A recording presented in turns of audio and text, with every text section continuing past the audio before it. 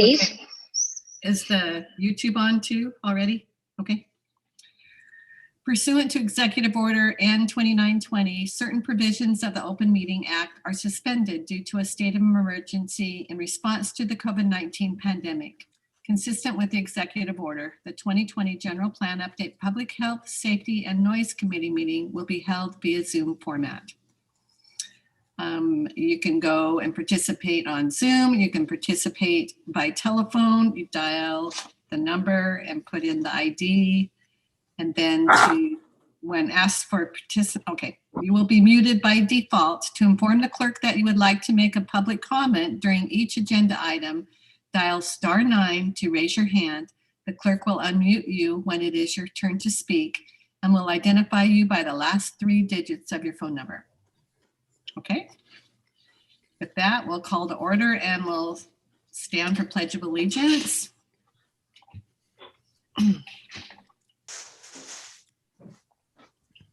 Okay, I pledge allegiance to the flag of the United States of America and to the republic for which it stands, one nation, under God, indivisible, with liberty and justice for all.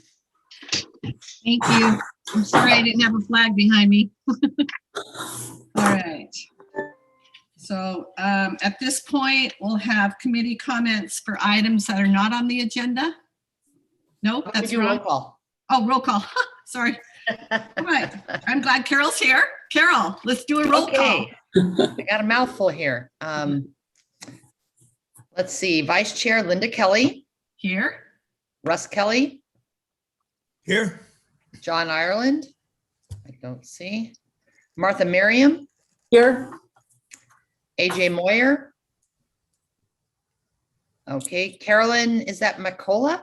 Yes, here. Okay. And Georgia Ann Kern. I don't see. Let's go down to Paul Bullard. Here. Eva Marshall. Here. Melissa Netzel. Here. I don't see John, Roger Smith. David Ring, we know is not going to be here. Carolyn McCullough again. Jan Clark-Kretz. Here. And I think that's everyone. Okay, do we have a quorum, Carol? Yeah, we do have 4 on each committee. Okay, so we're Both safe. sides, so we're good. That's awesome. Okay. Carol, is the next thing the committee comments for what's items not on the agenda? Correct. Okay. Anybody have comments that is not on the agenda? I do. Eva, okay. I'm just curious on our procedures as we're going through this, because we're covering a couple different topics: the seismic, the fire, the flood, the noise. Are we going to be able to break those down into individual sections? Because with our PowerPoint, we're kind of getting an overview of everything. So it's kind of hard to follow all of it, if that makes sense. So it's a little bit more compartmentalized in future meetings. Mary That's Beth, my comment okay. That's your comment, is you want it more compartmentalized, hopefully, by topic. by Mhm. topic. Okay. Yeah. Okay. Thank you. Anyone else have a comment that's not on the agenda? Melissa, unmute. There you go. Mark, you need to unmute. We can't hear you. Okay, hear me? Okay, how about now? Here, yes. Good. I'm on the Public Health and Safety Committee roster there, but I didn't get called for attendance. Oh, I'm sorry, Mark, go ahead. I'm happy to right go here. to the Warriors game, but you know. But, okay. Thanks. Well, thanks for pointing that out. We want to do this the right way. So I want to get in the minutes. that's right. You're in the minutes. You are here. I had already checked you here, and I'm sure that's why I just missed your name. You're a champion. Thank you. Yeah, she saw you. Anyone else have any comments before we move on? Okay. Melissa did. Oh, Melissa. Yeah. I received a note in the mail about the cost that is going. About the what? The cost that's going into their housing waste, I guess. That's in Rockland, isn't it? No, it's in Loomis. Is there any stop that? Pardon me? Is there any way I can stop that from coming in? No. No, it was already approved by the town council. Okay, well, let me try. And if I could just announce, our chairman Cartwright is here. He's just on the phone, so you don't get to see his face, but he is here. So, Does he want to take over or does he want me to continue? Danny, do you want Linda to continue or would you like to proceed? You just need to unmute.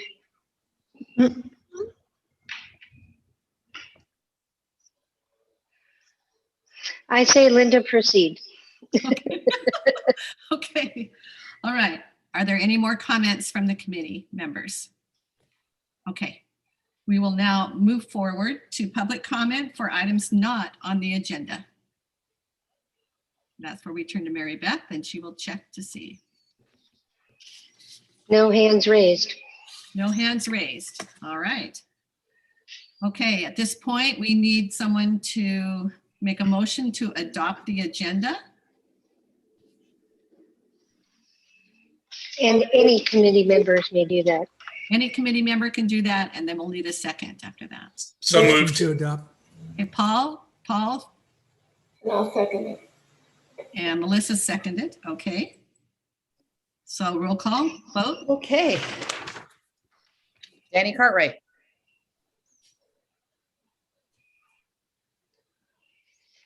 We can't hear him. Russ Kelly, Yes. Martha Miriam, Yes. Mark Guyer, Yes. Linda Kelly, Yes. Paul Ballard, Yes. Eva Marshall, Yes. Melissa Netzel, Yes. and that's everyone. Okay. Do we get Carolyn McCullough? Do we get Carolyn? She's an auxiliary. She doesn't vote. Oh, okay, sorry. It's okay. Saw Thanks. her name there. Okay. All right, so that is passed. So now we go to the consent agenda, and we need that, a motion to approve and a second. I move to approve it. Melissa moved. Do we hear a second? Second. Russ Yes. Kelly second, okay. No. Okay. I'll take the vote again. Danny Cartwright. I see he's not on right now. Yeah, I think he's having call droppage issues. Russ Kelly, Yes. Martha Miriam, Yes. Mark Guyer, Yes. Linda Kelly, Yes, Paul Ballard, you said yes. Yes. Oh, Sorry. Eva Marshall, Yes. Melissa Netzel, yeah. and that's it. Okay. Okay, that's everybody. Okay, so moved. So now we'll go on to committee matters. And that we'll turn it over to Mary Beth at that point. And she'll Thank you. turn it over to, I'm at muting now. Okay, thank you, Linda.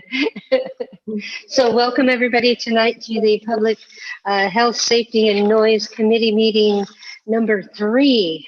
Woohoo, we're making progress.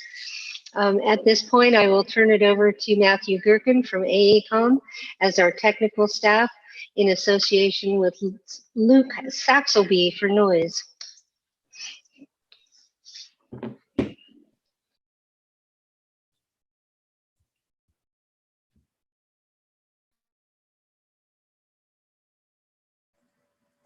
Thank you, Mary Beth.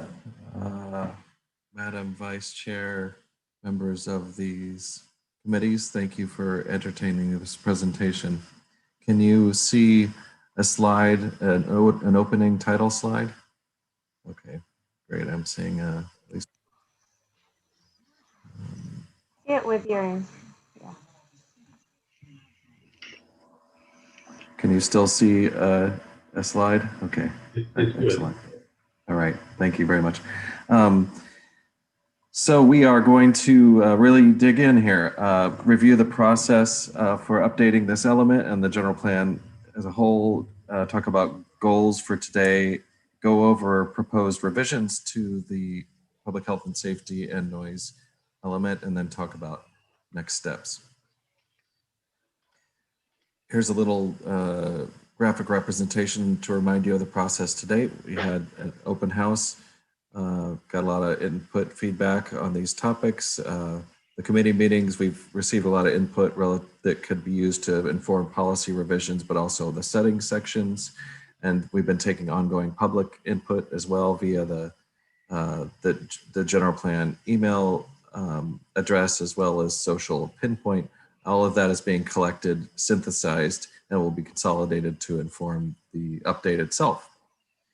Today's goals are to, we've already talked about some suggestions for revisions before, and today we're going to dig into more detail on suggestions to revise the element itself, talk about any gaps that you see in what we have not yet proposed for revision, and then hopefully come to consensus on these topics. And I'll rely on Mary Beth and Andy and others to help guide that part of the process as we get through it.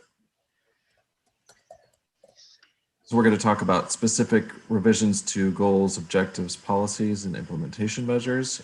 And you know, we've talked about this a couple of times, but just to remind the group, there are various key considerations that we've taken into account in proposing these revisions, including state law changes, necessary changes to bring the element into the current day, address key topics of concern that have been brought up through the public process, to introduce objectives, which the general plan doesn't consistently have today, and then to make more of a linear organization to each of the elements.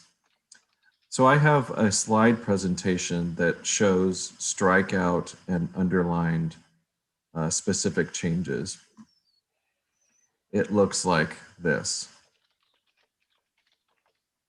I also have a Word document that shows changes. Are you seeing that? Yeah, we see that. You see a Word document now? Okay. Yes. And I think I will attempt to use the Word document, though it is very difficult to read. The PowerPoint version is streamlined and it shows the same changes, but I guess I'm open to the vice chair and the consensus of the group. Just what should we look at? We're trying to show you changes in a way that you can see what's being proposed for change and comment and come to the consensus. I'm not trying to show formatting changes and other thing and all these various colors and the things that that show up in this Word document. So I guess I'd like to receive some input on that topic. Matthew, during the last meeting just at 3 o'clock, we actually used a Word document, and the committee actually made changes internal to the Word document, which was really helpful to see the changes occur online. If you can do that. Yeah, we can do that. So I just apologize for the kind of messy appearance of this this version. Actually, it helps to see, you know, what you crossed out and what you've changed. It really helps. With our last meeting, like Anders said, it was really helpful to see and discuss why those changes were made, and maybe the committee discussed each individual area and why, you know, what we liked and what we didn't like, and it worked really well. Okay, will do. I will try to work through this in a way that makes sense. I'll try to highlight some of the rationale behind the changes, assuming that that's helpful, and then you can literally see everything on your screen that is being proposed for revisions here as well. So starting, and anyone actually, please feel free to interrupt me. Oh, I hear somebody already.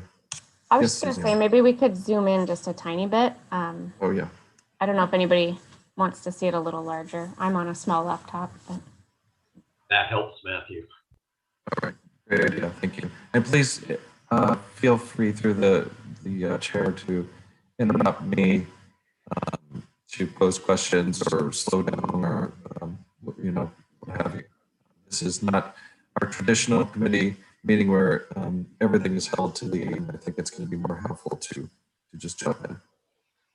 So I'll try to listen for people piping up. So first, with respect to the goals, this was already brought up actually on this call. So the structure of all of the elements will be changing so that topics are organized together.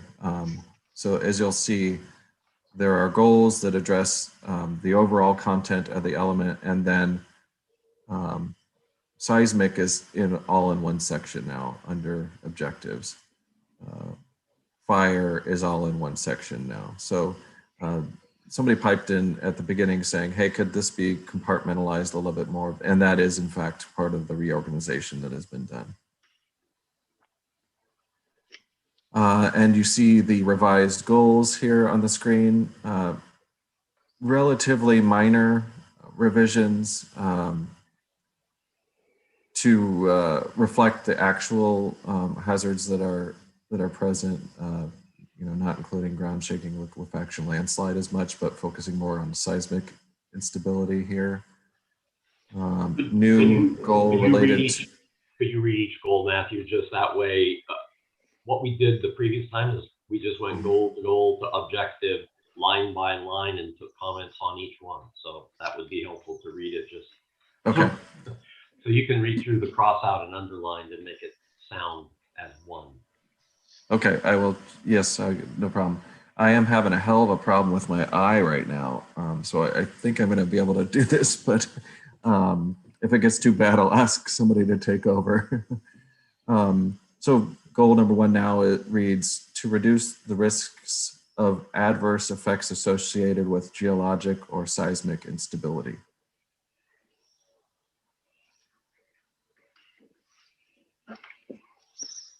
For the committee, if there's no comment, we're going to assume that you're okay with what has been done, and we'll go on to the next one. So just to keep it moving. So if you have a comment, make a recommendation. If not, then Matthew, move on to the next one. All right. The second one is unchanged mostly, but now reads, reduce the risks associated with wildland and urban edge fires.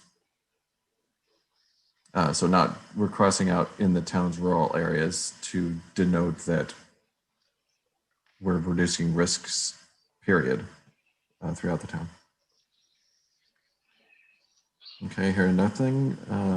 The third one, reduce the potential for and damage resulting from storm flooding hazards. And that one is essentially unchanged. Melissa, go ahead. Yes. How are we going to do these things? How to reduce potential damage of floods and wildlife fires? How do you do that? Yes, great question. I guess I'll start by saying there are sort of 3 main ways. By conditioning new development so that it's located and designed in a way that reduces flood or fire risk or any other sort of risk. By directing investments that the town has discretionary authority over to improve flood control facilities or make improvements that reduce fire risk, and then to collaborate with other regional partners to make investments that reduce flood or fire risk. I think one other point to make here, we're talking about the goals, and goals in the general plan are visionary. They're not specific. They may not be achieved. They may be achieved. And as we go to objectives, policies, and implementation, we actually detail how we're going to do these things. So remember, right now, this is a visionary goal for the town that we want to reduce these risks. We want to prepare for, but the other measures then detail how we're going to achieve Okay, thank you very much. So these last three here are new goals to address gaps. The current element doesn't have any goals that pertain to these topics. So improve resiliency to potential climate change effects related to fire and flood hazards. Those are the two main risks associated with climate change for Loomis. Reduce the risks associated with releases of hazardous materials. We have a hand up. Go ahead, Carolyn. For your number 5, Matthew, I would offer put / waste, hazardous materials / waste.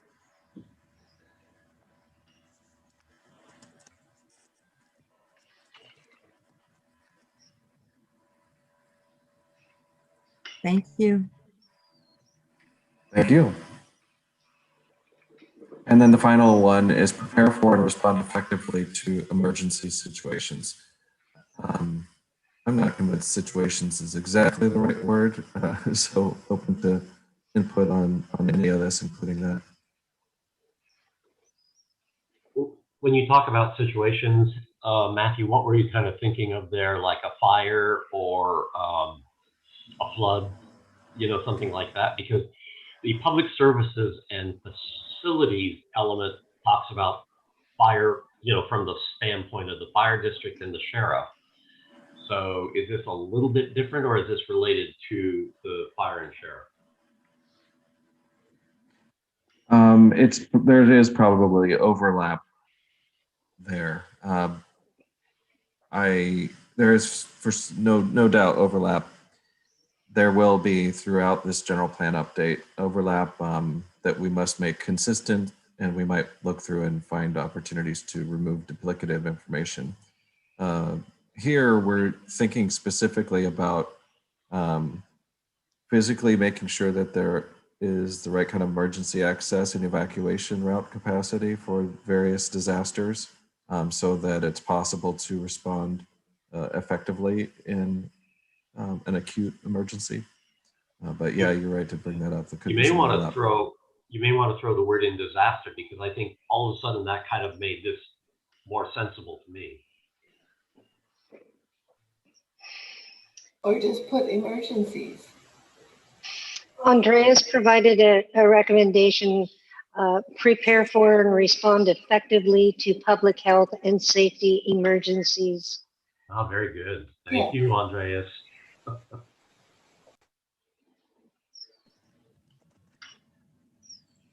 Right. So now we start getting into the objectives and policies. Each topic will have a short introduction here and an objective that organizes the policy content. In this case, for geologic and seismic risk, the objective is avoid risks to life and property through appropriate site design and compliance with local, state, and federal seismic and geologic safety programs. Whoa, I felt like I just felt an earthquake, actually. That was weird.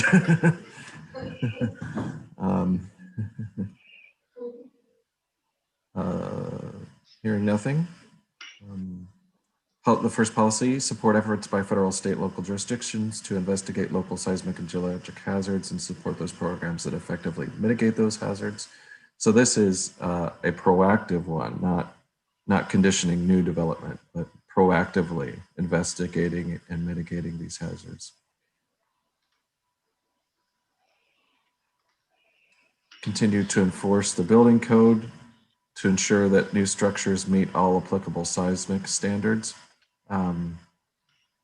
This isn't really necessary as a policy since it's the law, but sometimes reminding people of what's required by way of the general plan is appropriate.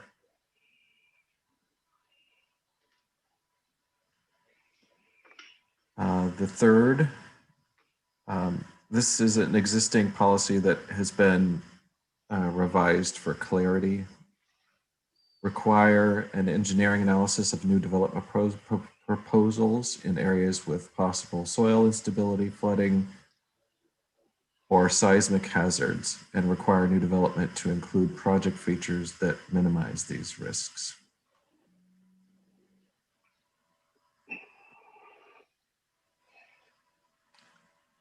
Number 4, continue to require a grading permit in situations where the amount of grading exceeds 50 cubic yards and would occur within a riparian area or would involve clearing more than 1 acre of land. Again, this is a lot of detail for a policy, so I would be open to comments that would have us focus at a higher level and let implementation do the detailed work here. Any thoughts along those lines? Yeah, I would agree if we could, the 50 cubic yards should be in our grading standards or the codes rather than in the general plan. Yeah. On the other hand, I'm not sure how to take the 50 cubic yards out of there because you don't want to require that for all grading. Yeah, because it mentions the riparian area specifically. Yeah.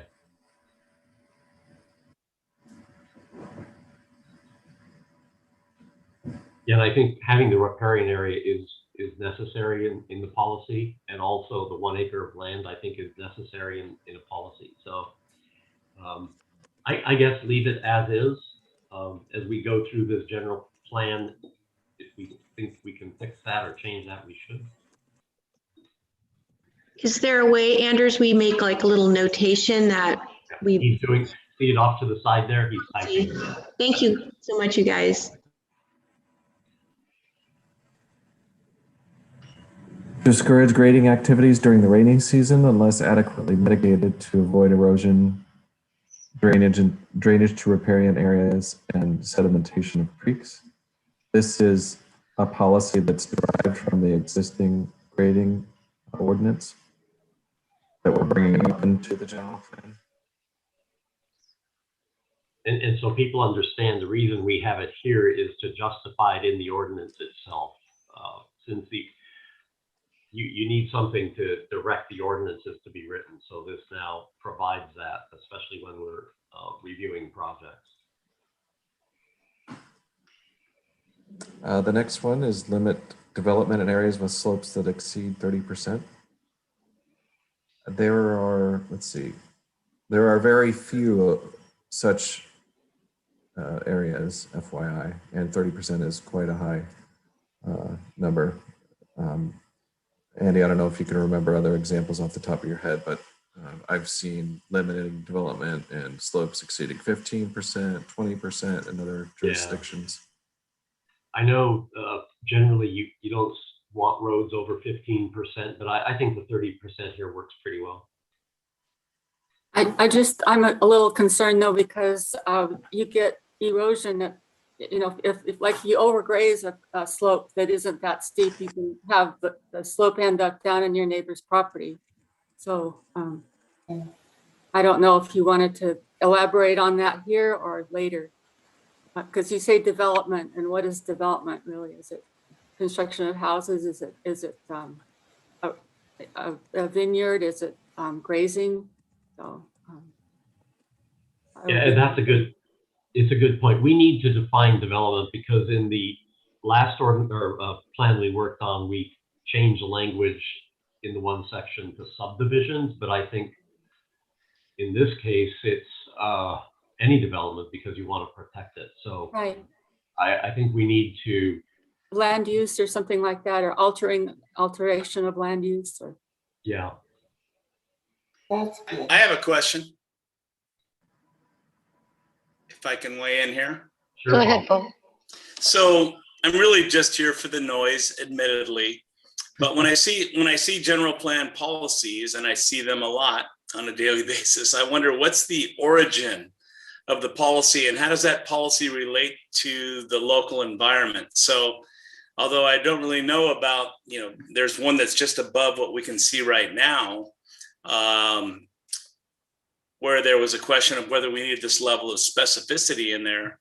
maybe I don't want to belabor the point, but policies are important. And I'm just curious what the origin of the thinking was there for why these specific policies for Loomis, and where did they come from, and how do they differ from industry standards?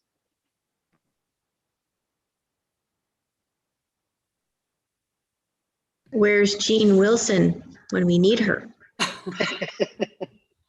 I'm not questioning the policies, don't get me wrong. I'm just curious as to their origin, and were they developed specifically for Loomis, or are they boilerplate, or what's the situation? Well, Yeah. some of this information is from the existing general plan, Paul, and so, it's there. And Well, I'll weigh in just a little bit, Andy. I mean, all of this is addressed on every building permit that we get, whether it's for a large development or if it's for a single family home. We have we have a high water table in a lot of areas, and we have a lot of erosion issues. And so moving certain volumes of dirt prior to having kind of a limitation on it led to, the idea that when water comes into a property and when it leaves the property, if you're doing any development, it has to stay the same. So it has to enter at one spot and exit at the same spot. But you can move it around on the inside. That's where a lot of our grading issues come in, a lot of our erosion problems, a lot of inadvertent flooding of neighboring parcels comes in. And I think that's where a lot of it comes in, because I watch it happen on the building permit issues. And the follow-up if something was not necessarily done correct. It also falls into the drainage into our waterways and the amount of sediment that comes into it. So to answer your question, that's where a lot of the origin of this comes into. Yeah, and for the new or revised policies, I'm not aware of any that were that have been used elsewhere. I'm sure there are similar policy content for other general plans, but these were all drafted specifically for this community. Okay, thank you. And a lot of it, let me just add, Paul, a great question, big question. A lot of this is also flowing from all the work that we've done to pull together settings information and identify important trends and key conditions affecting the community. In all of those volume 1 or whatever it was, volume 1, I think, reports on detailing existing conditions and regulatory conditions. So when we look at that, we understand what the really key topics are that ought to be addressed through policy. Yeah, it's volume 3. Well, yeah, I'll never remember that. That, and I think as of today, we have 850 comments that have been submitted, which have been posted onto the city's website, and we'll post the next set next Monday. Okay, I'm satisfied. We can move along. I was just curious about that. Thank you. That's a lot more concerns than Martin Luther had with the church. Let's see. Next up, encourage compliance with state requirements for unreinforced masonry buildings and seismic safety in coordination with proposed major remodeling or additions. So this is an existing policy, but we added this clause. Otherwise, there wouldn't be any sort of trigger, any hook for encouraging the compliance with state requirements. Unless somebody's looking for an entitlement, there's no authority to require that.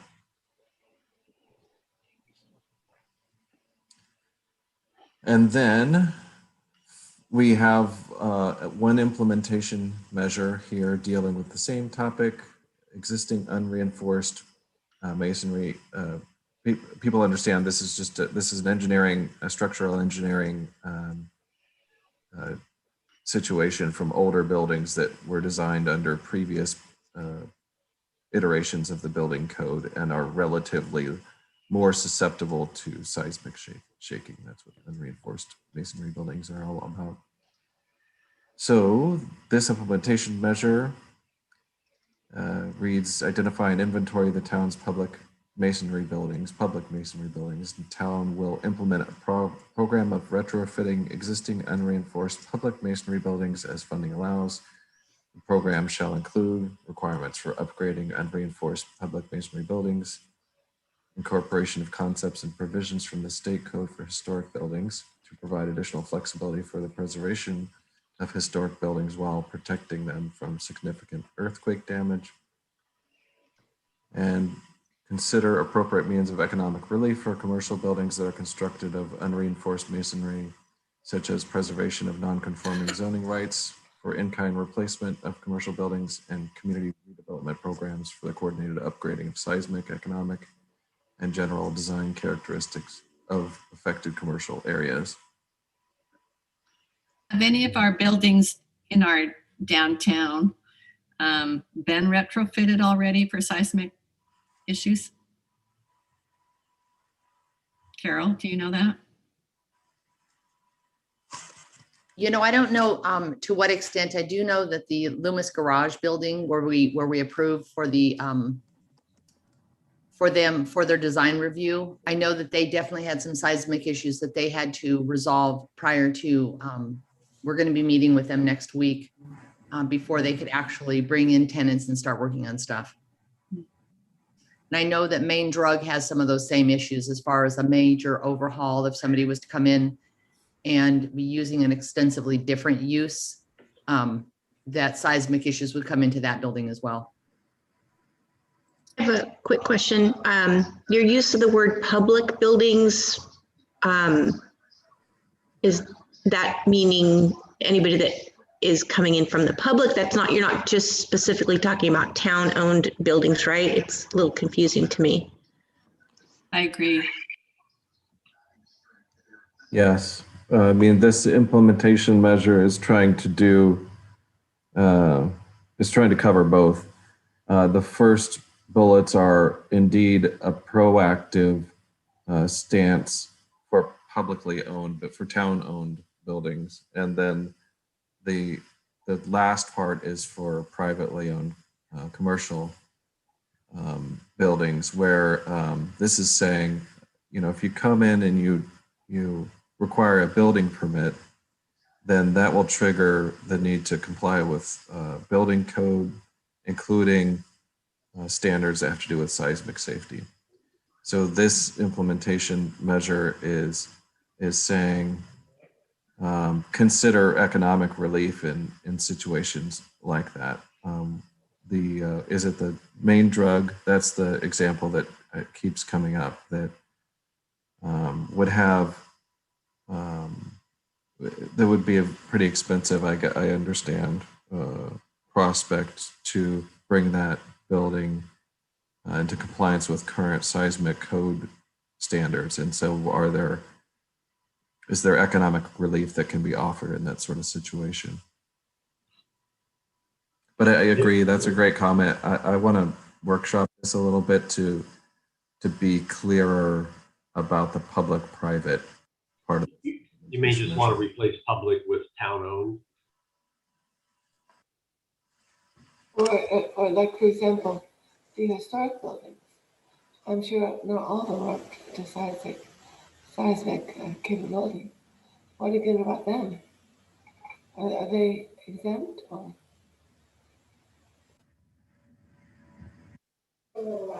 I'm sorry, I said that. What about the historic buildings? Are they exempt, or are they? Is there plans to make them more seismic, whatever?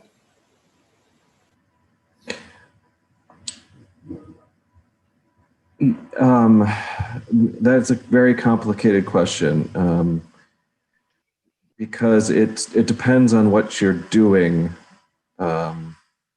I guess the short answer is, if somebody is proposing improvements or renovations that I think generally affect more than 50% of the structure's value, then code compliance is necessary, including seismic parts of the code. If it's a small renovation, then it's possible not to trigger for historic buildings or other buildings to trigger the requirement to comply with current code, including seismic standards.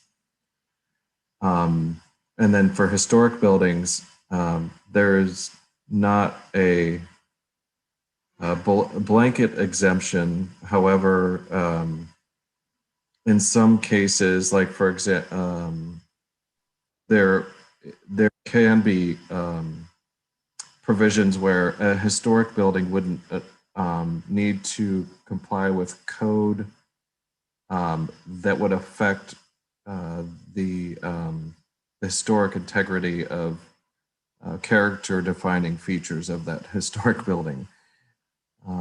So that's the blanket statement. Beyond that, the devil is in the details. But I'm glad that at least there are some buildings that don't have to worry about the seismic code, the codes. It's good to hear that there are some exemptions.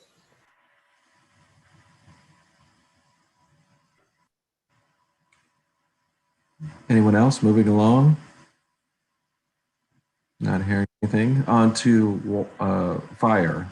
So the first, the objective under fire is minimize the potential for property damage and of life from wildland and urban edge fires. First policy is enforce building codes and other town ordinances related to fire hazards and fire protection, maintain adequate street widths and turning radii to accommodate fire protection equipment. Do we want to include fire codes there?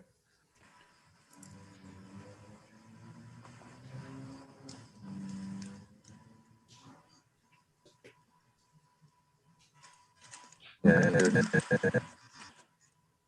think if we refer to any codes, then here we should refer to fire codes. Yeah, good idea. And this is basically two policies, so I don't know if we should end dealing with. I know that the town has to approve the code updates when every so often, and fire codes is one of them, besides the building code. Matthew, I like your idea of two policies there. It just makes it cleaner. Yeah. Not having any objection to that. Moving along, what will become number 3, require that new residential subdivisions provide for adequate water supply and pressure, fire hydrants, appropriate access to structures by firefighting equipment and personnel. These are all code requirements also, so not necessary to address through local policy, but not harmful necessarily either. I'm hearing geese migrating in the background. Anybody else hearing that? Somebody's in a natural environment. Okay, next up, cooperate with the South Placer Fire District to reduce fire hazards, assist in fire suppression, and ensure efficient emergency medical response. Similarly, work with the South Placer Fire District to develop fire prevention programs, including those that increase awareness of home fire prevention measures. Is the 2.1.4, is that kind of, we just talked about that in our other meeting. So we did. So one of the things we haven't done is coordinated between each of these elements to make sure there's no duplication, but we'll refer back and forth to the elements. This one is specifically dealing with wildfire interface. Okay. But that one is correct. That one's different than when we changed and we were talking about efficient emergency medical response. Yeah. Right. We changed that in the other one, but in this one, it's good. Yeah, yeah. Okay, thank you. Very helpful. I'm glad that we have eyes and ears in these other committees. And finally, required projects in moderate and high fire hazard severity zones as designated by the town of Loomis to demonstrate compliance with state and local regulations to maintain defensible space.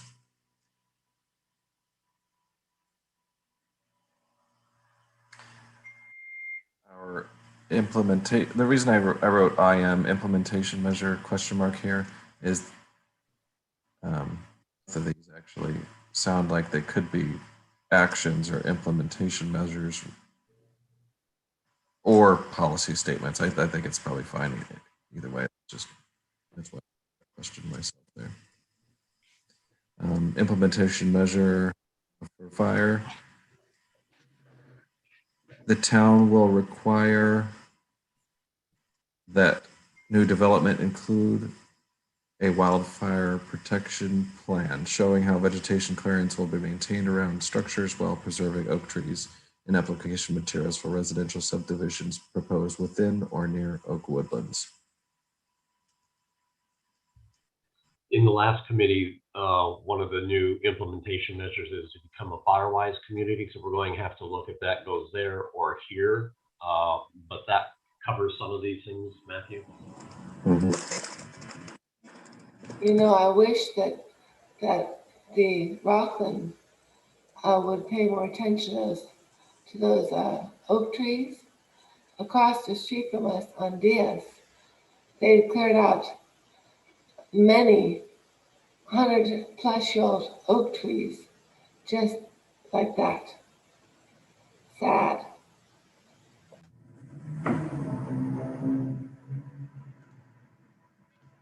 Moving to flooding. The objective here is reduce the potential for flooding and resultant property damage.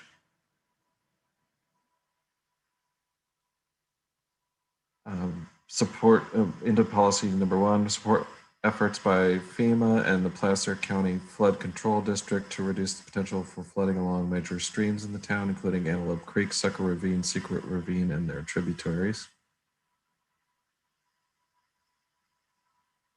Secondly, prohibit new structures or additions to existing structures in areas identified by the federal flood insurance rate maps or the town engineer as being subject to inundation in a 100-year or more frequent flood event.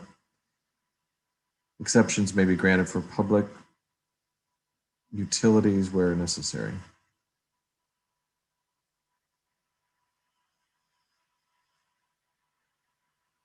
Next up, locate new essential public facilities, including hospitals and healthcare facilities, emergency shelters, fire and police stations, emergency command centers, and emergency communications facilities outside the 100-year flood hazard zones.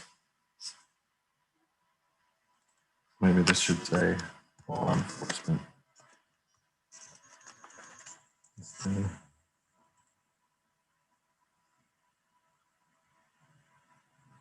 Hearing no objection to moving ahead, will require that new development adhere to Placer County Flood Control District policies and the Dry Creek Watershed Flood Control Plan. That policy basically existed already.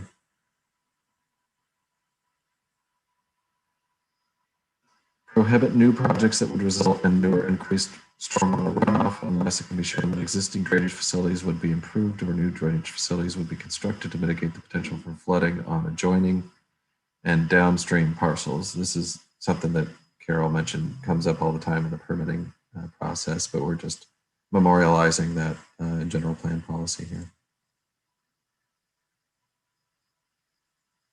Maintain drainage facilities to ensure their proper operation during storms, and then into 2 implementation measures. Town will continue to participate in the National Flood Insurance Program and maintain and update the town's floodplain management ordinance as necessary to reduce future flood damage. And then the town will maintain and update as needed also the drainage master plan and apply recommendations contained therein to future development projects.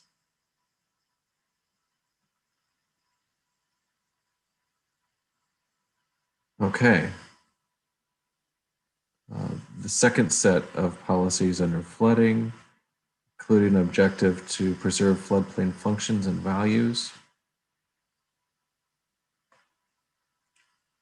Design new development near stream channels so that reduced stream capacity, stream bank erosion, or adverse effects on habitat values are avoided.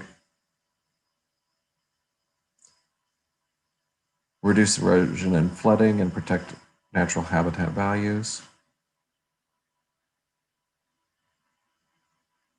And here's a question that I have. Based on the organization that's unfolding and other elements, do all the implementation measures go to the back of a set of policies? No, they- they are coordinated with the policy it directly relates to. So they appear directly following the policy. Correct. Right. Yeah.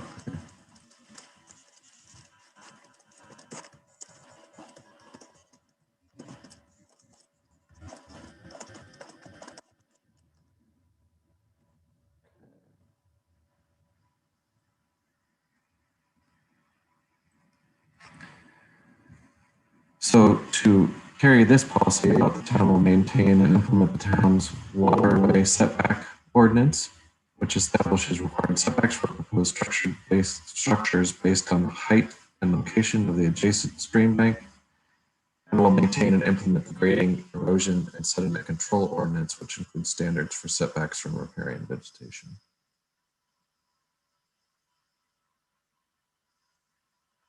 And the last policy in this section: discourage further channelization or banking of creeks or streams within the planning area unless no alternative is available to minimize flood risk.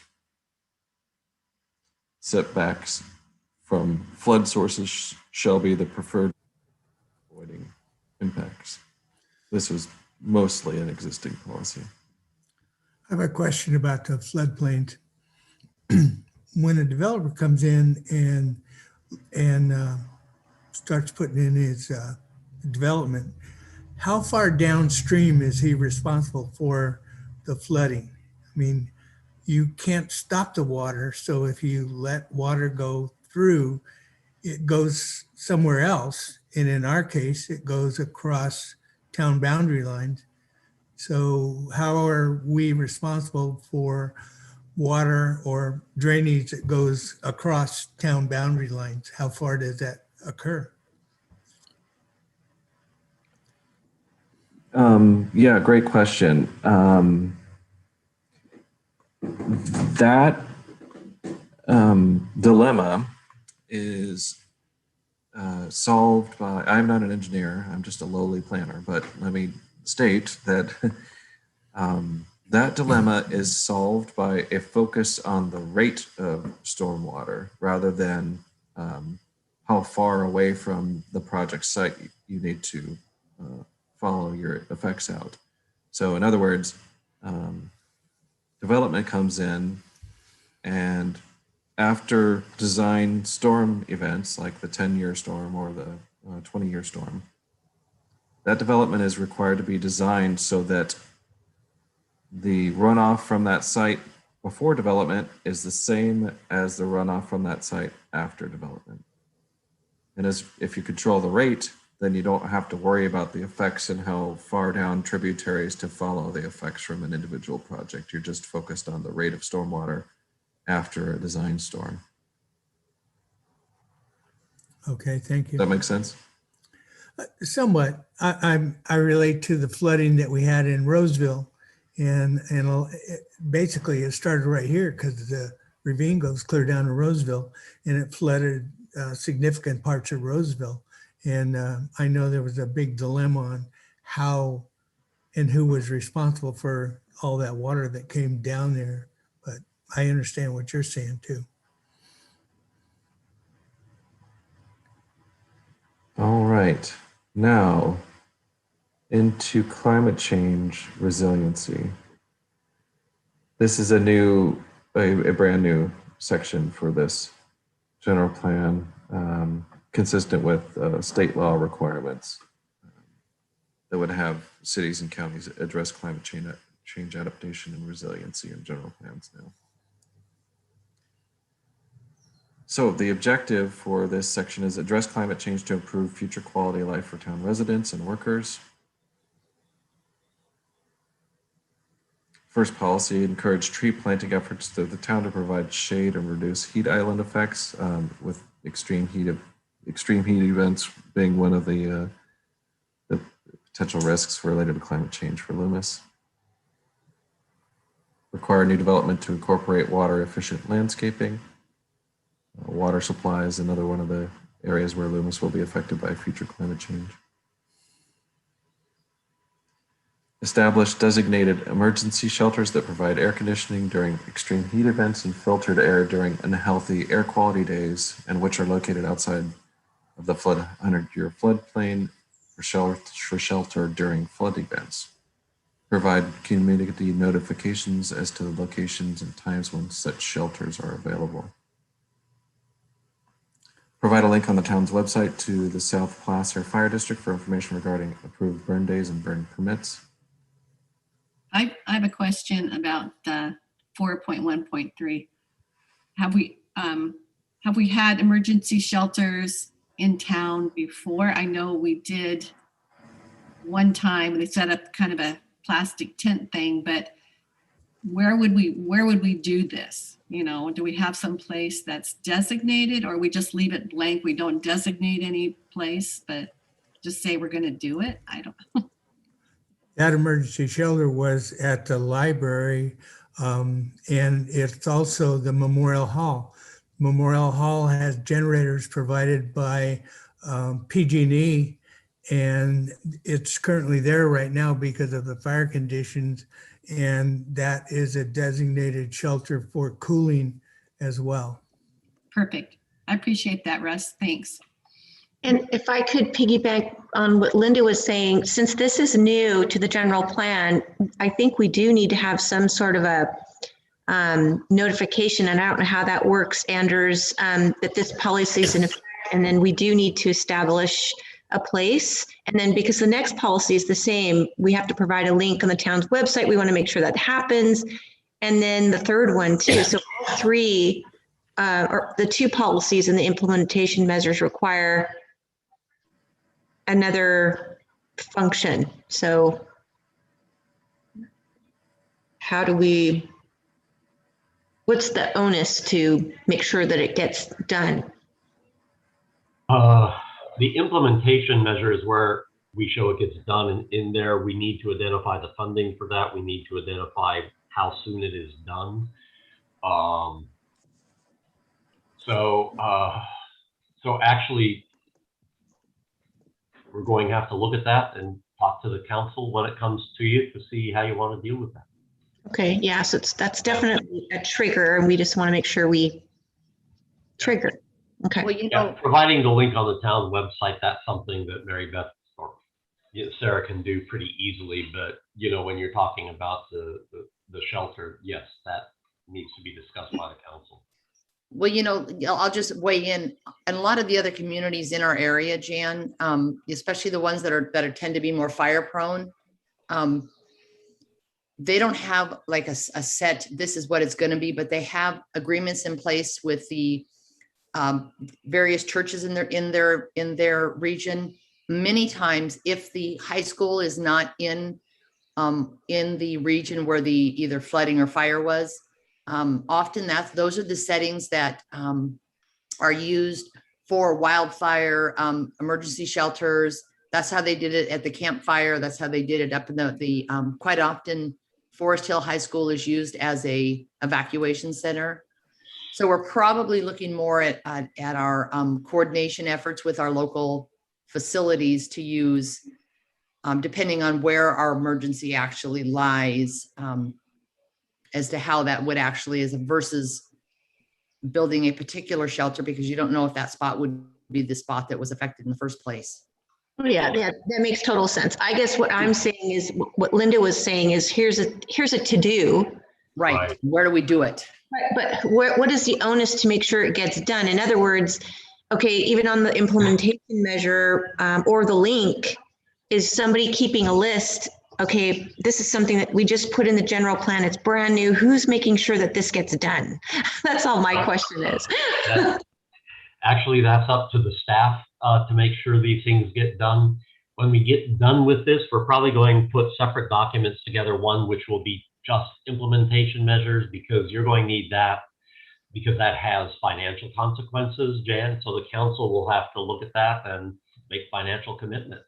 Okay, thank you. And some of those commitments are immediate, some of them are long-term, and they may be adjusted over time.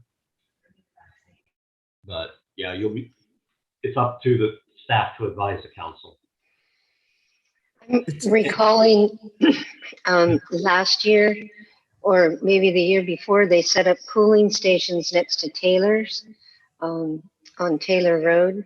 And all of a sudden they were just there. So I don't know how that coordinated effort works. If they contact the town manager and he gives them that okay, I don't know. I didn't know there were places at the library and the Veterans Hall, so. It And seems like, Matthew, we may want a policy or a implementation measure that the town reach out to the, social organizations or religious organizations or schools or other spaces to find out if they're available. And, that coordination probably should go on as a policy or an implementation measure. I think we need some kind of a mutual aid agreement there with those Yeah. folks. That's a good idea.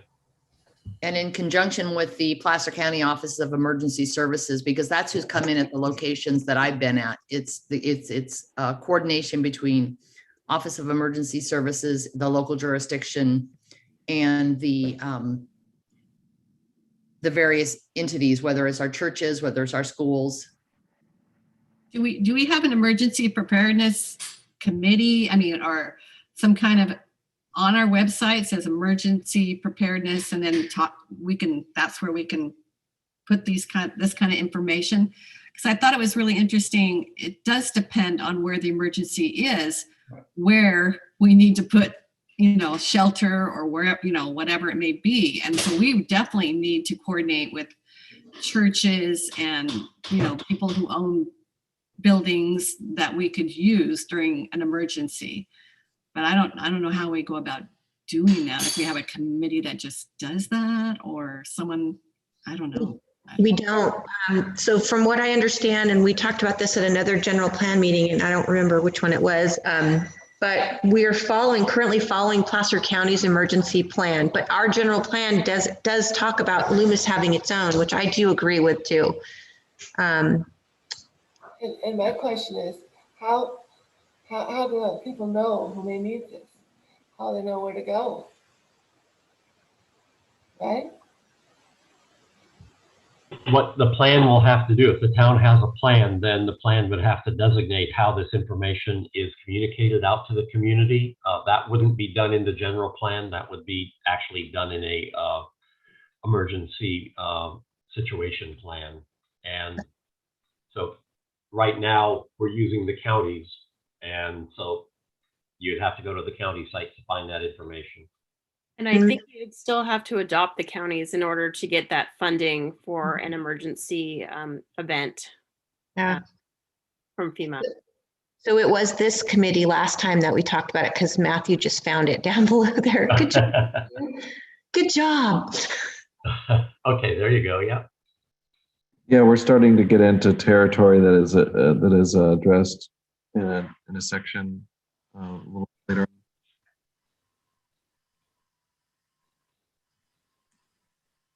It seems like one of the things that could happen here somewhere is to get the folks together that know how to make things happen.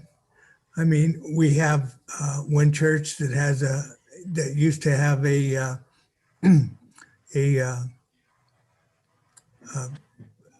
festival that that fed the food from the Methodist Church. They prepared the food. They did it at the high school. They did it. We barbecued, those kind of things.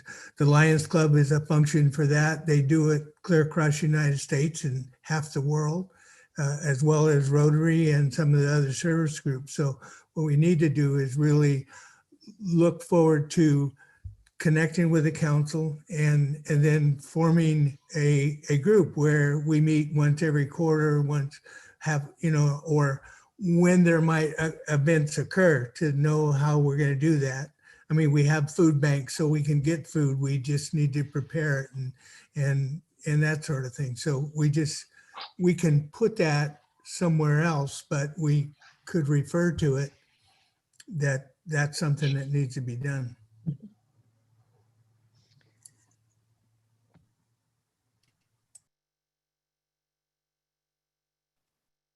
And another option would be to just use FEMA has a community emergency response, and it's a framework of a starting point, perhaps like a blueprint that Loomis could use if it wanted to fine tune and have documented where ideally if we had to respond to an evacuation or something, what the town could do.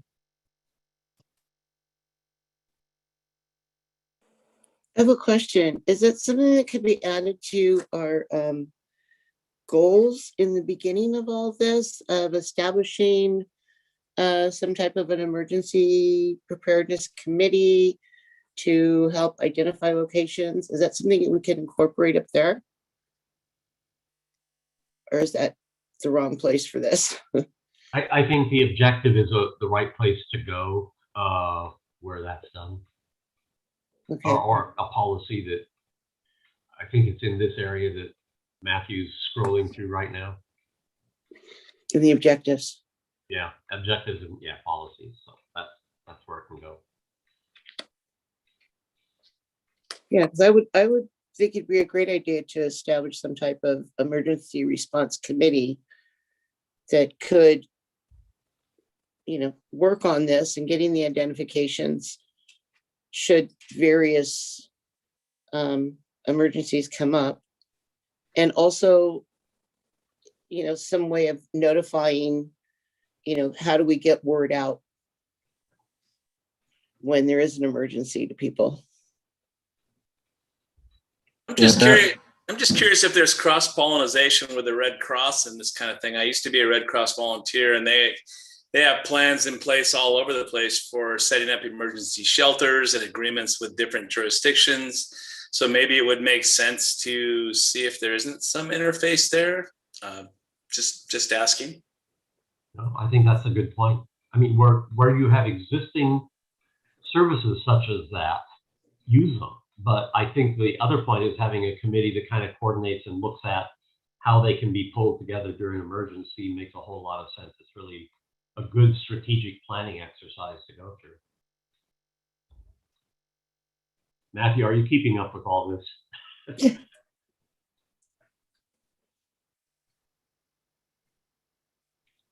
Anything he's not capturing, I am as well.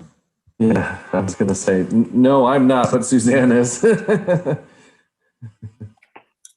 I'm trying to use my little comment bubbles and things here just to sort of communicate to the group that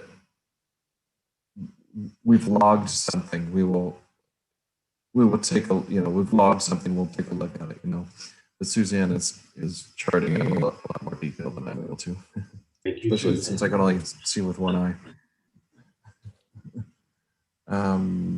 Okay, so we're about to get into more policy and implementation language related to emergency response and things that were coming up in that discussion. But let's see, the implementation measure for climate change resiliency is to collaborate. The town will collaborate with Pulaski County and the other participating agencies in updating and maintaining the local hazard mitigation plan and implementing climate change resiliency and adaptation recommendations from this plan and conditions for new development and through the town's investments in public facilities planning. This plan, LHMP, that's what Christy mentioned, the requirement to adopt that, the Loomis section of that plan, incorporate it by reference into the safety element, and to adopt it is a prerequisite for being able to receive federal funding for emergency situations.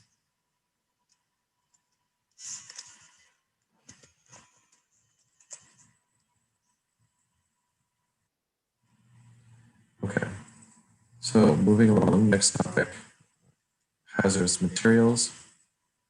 The objective here, reduce the potential for hazardous materials releases and the resulting health and environmental risks.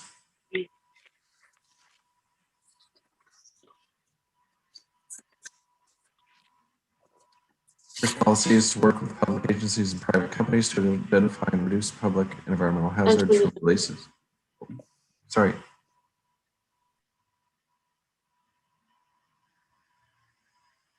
Somebody in there? No. Work with public agencies and private companies to identify and reduce public environmental hazards from releases of hazardous materials through compliance with state and federal law.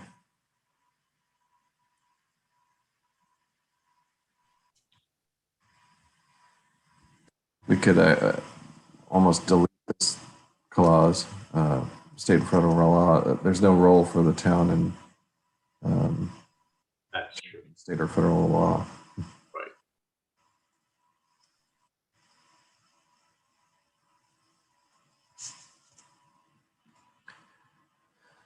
Require compliance with the Placer County Environmental Health Division and the State Regional Water Quality Control Board policies and requirements for the use, storage, transportation of hazardous materials, installation and operation of underground or above storage tanks.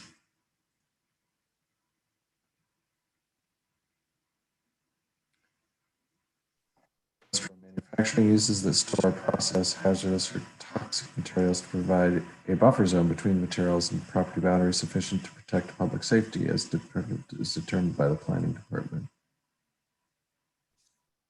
I don't know if you need this clause per se.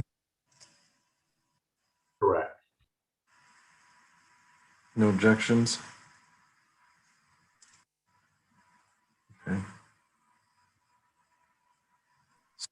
Handling disposal of potentially hazardous waste in the town shall conform to the requirements set forth in California Administrative Code, Title 22, and California Health and Safety Code, Division 20, Chapter 6.5. This could be generalized, I think, for the purposes of the general plan, so that if the state laws the future, then the policy goes along with it. And folks okay with that?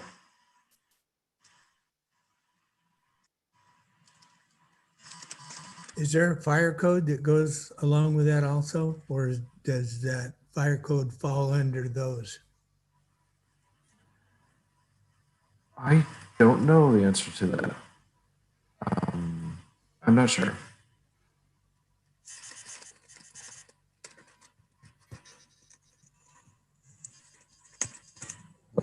I can figure that out. I think when the fire department does their inspections, they inspect for hazardous material and compliance and amongst other things. Right, yes, and I do not believe that is pursuant to the fire code, but no, they have that role. So that's a good question. You know, Russ, that is part of all of our approvals with new businesses is we have a hazardous materials form, and it goes to air quality control, Placer County, as well as the fire department for approval and take a look-see before they're allowed to begin use.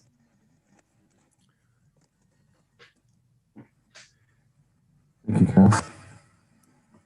Also environmental health. Exactly. Yeah. I do remember all those from when I had a job.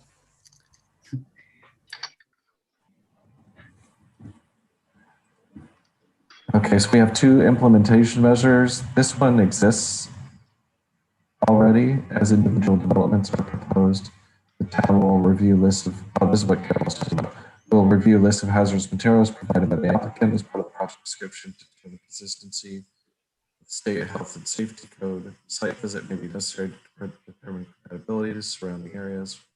Whether the hazardous material impacts of a project are significant shall be decided on a case-by-case basis and depends on individual or cumulative physical hazard material or materials, the amount of materials on site, either in use or storage, of hazardous materials to populated areas and compatibility of materials with neighboring facilities, federal, state, and laws and ordinances governing storage and use of hazardous materials, potential for spill or release, and proximity of hazardous materials to receiving waters or other significant environmental resource. I don't know if this is could be added here or not, or should be, but when I was a facilities manager, whenever I had construction jobs, they were required to keep track of all materials that were on the site and all materials that were used and expired on the site or didn't leave the site, and then what materials actually had left the site when they were done. It was a measure that helped me keep track of what they might have dumped someplace that they shouldn't have.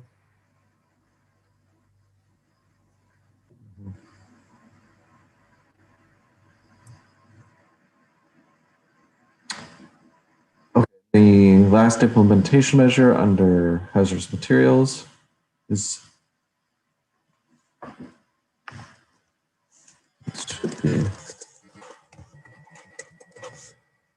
most of the syntax in these is expressed in the town will.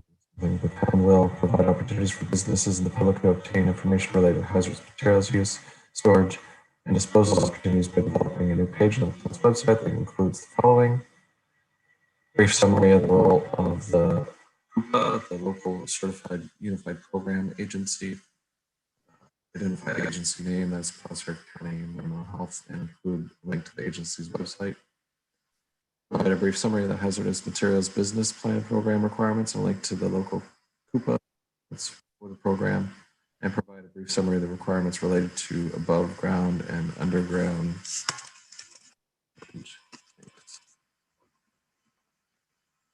This is exciting. We're editing live.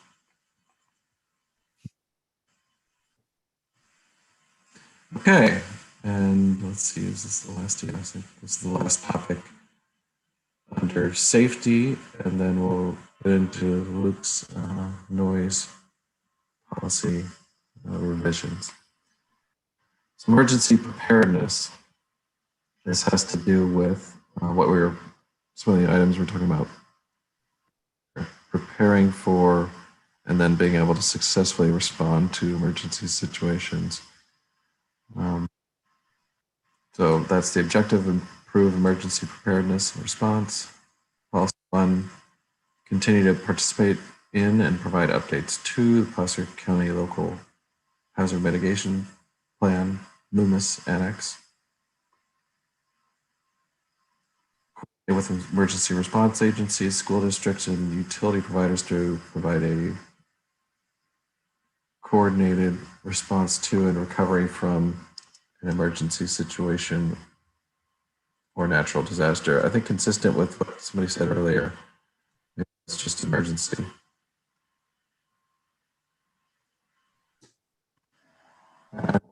Providers to provide very much so. I'll find.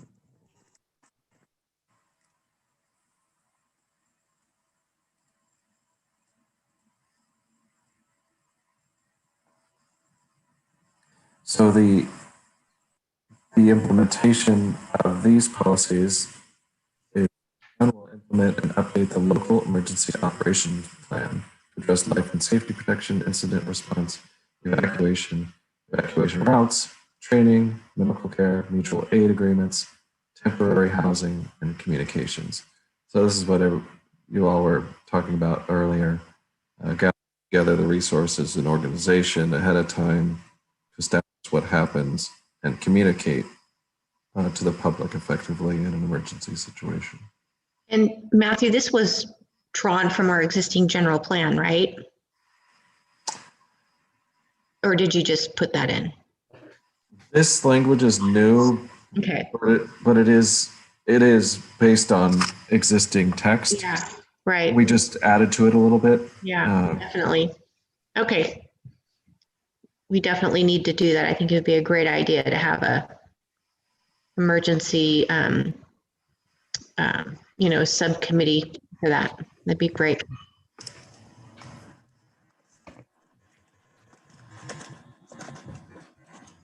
Okay.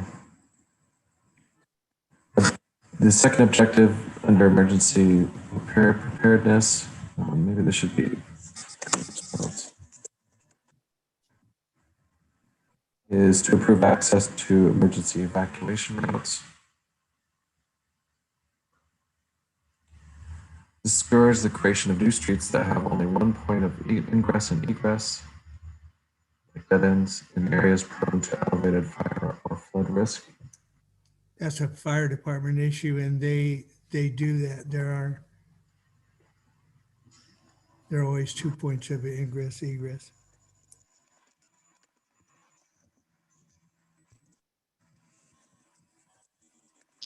I do think it's great that that policy's in there though, like that. That's. We need that in reviewing projects for sure. Yes, for sure. Highlight that, please. We might want to put something in there that the establishment of emergency vehicle turnaround in that area, because if the fire department can't turn the truck around, or we can't get big vehicles in there and out of there, it'll be a problem. True. The other thing, I'm not sure if this is where it goes, but I know in Paradise, they use their bike trails as emergency access. And so there were some requirements for the width that cars could drive down them. That was one of the big issues. They couldn't get people out of Paradise fast enough. And so some people actually got on the bike trails and got out of town. So the recommendation is look at all trails within a community as emergency access for vehicles. That's very smart. Like garbage trucks, they're just as wide and need to turn around too. So it affects not only emergency vehicles, but for, you know, garbage and things like that.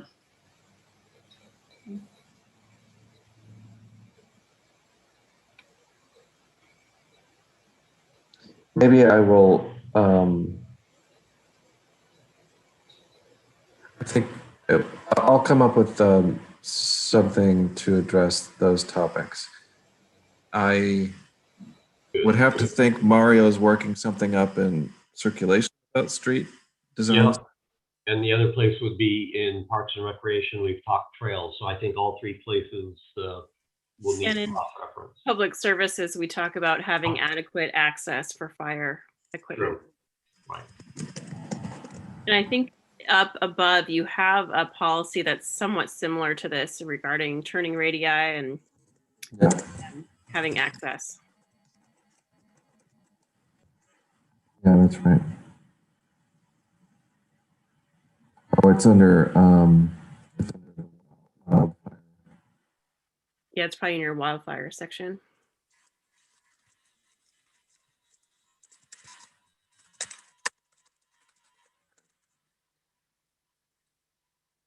establish designated emergency evacuation routes throughout the planning area for different disaster scenarios and a system to communicate evacuation directions to the public.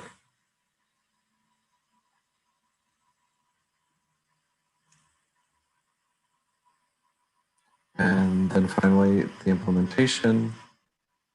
The town will participate in updates to and implementation of the Placer County Local Hazard Mitigation Plan, including strategies to ensure adequacy and reliability of emergency access and evacuation routes and a strong mutual aid support system. Town will collaborate with other participating agencies and the LHMP to ensure appropriate consideration of potential access and evacuation limitations associated with the Union Pacific Railroad.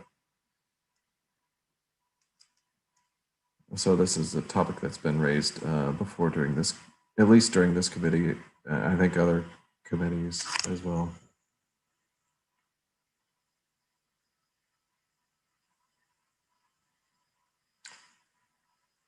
So you now see a long list of implementation measures we're proposing to delete. They've been superseded by updated material,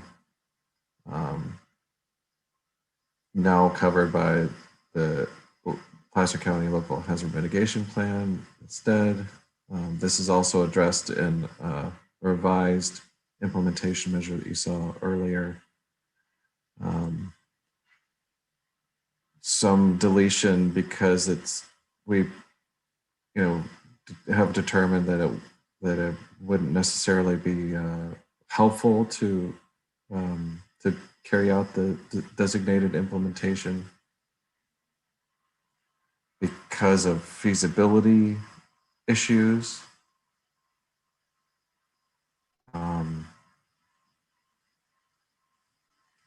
again, because this is the purview of somebody else now, local hazard mitigation plan, for a variety of reasons, but I think what you'll find in the material we've proposed to delete is basically it's already addressed somewhere else. It's not feasible or it's not clear what the implementation is calling for. I'll just hang on this area a little bit, see if any questions. Maybe best, Matthew, when we circulate this back to the committee, they can go in and take a look at these because it's fairly lengthy. Yeah, and there's and be prepared to talk next meeting about it. Okay. Yeah, and there's a rationale provided for each of these that you are welcome to investigate. Okay. Now we get into noise and vibration. No, so that's one change we're proposing is to also vibration is at least as annoying as noise to a lot of people. So the two things kind of go together. So we've added some material there. What you're seeing here, all this deleted material doesn't mean it's going away. It means it's updated as a part of the new settings sections, volume 3. So we're not losing this material. It's just newer, fresher now.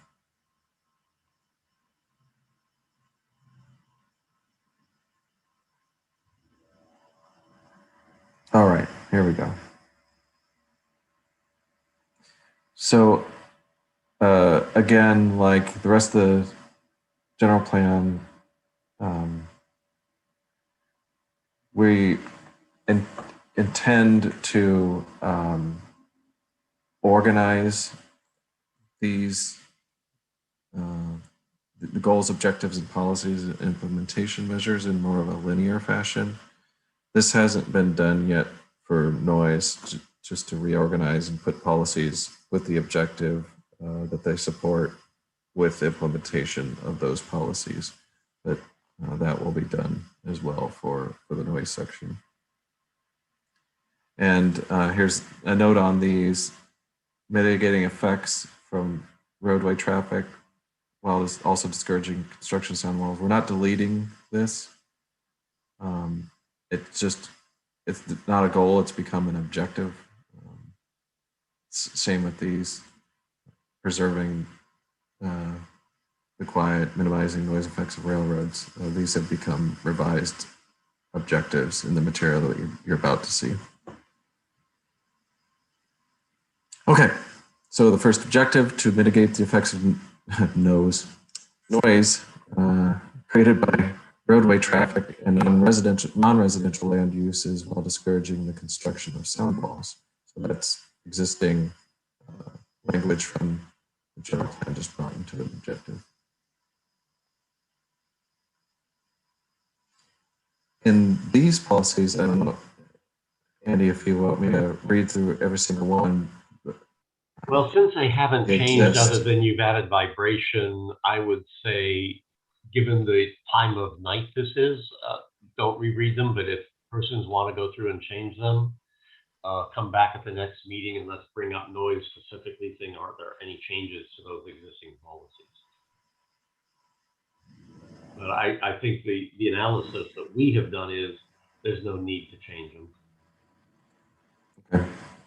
If there'd be an opportunity to review these specific policies prior to the next meeting so that I might more efficiently use our time to have my comments in advance, that would certainly be appreciated. Luke and I have been having a conversation offline about them, and we have a lot of agreement, but I don't know what the best use of the committee's time is in terms of providing feedback right now. Well, the intent is that Matthew will kind of quickly clean this up tonight and then send it to Mary Beth. She'll send it to the committee for your review over the next 4 weeks until your next meeting. But if you can summarize between you and Luke, kind of summarize some of your thoughts, that might be useful for the committee to hear that. Yeah, I'd be happy to weigh in. Luke, it's if you wanted to take the lead, I would certainly be comfortable with that as well. I think you'll see here when we go through, I've taken a stab at it. My approach was, if it's an existing policy, leave it in place more or less. I didn't really try to weed out existing policies, not really knowing whether something's working or not working.